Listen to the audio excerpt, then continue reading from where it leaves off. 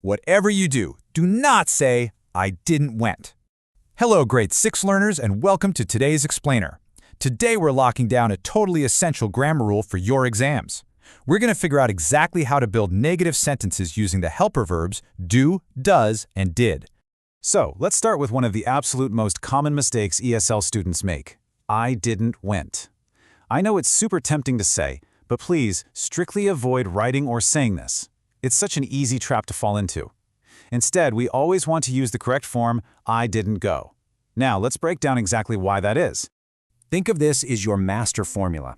This shows us exactly how to build a negative sentence properly. You always start with your subject. Then, you drop in your helper verb, so that's either do, does, or did. Add not, and finally attach your base verb. And you know we use short forms all the time in English conversational speaking, right?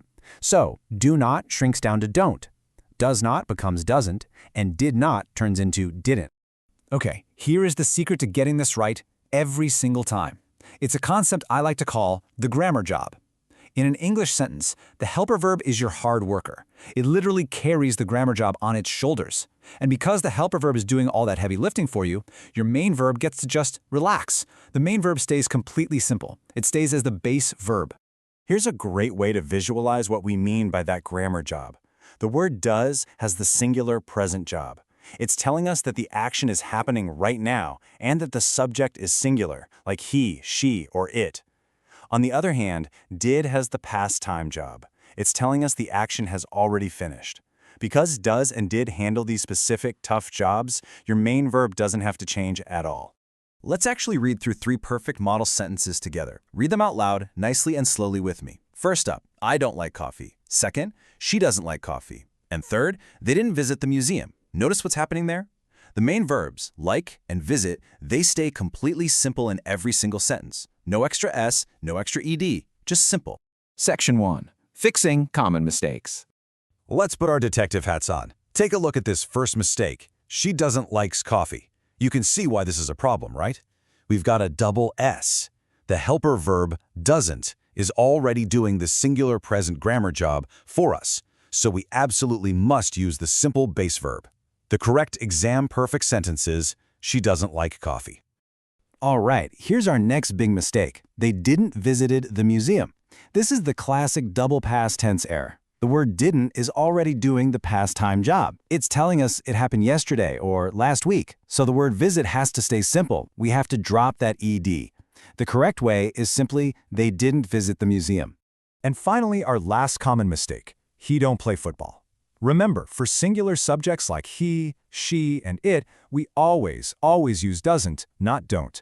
The proper phrasing here is, he doesn't play football.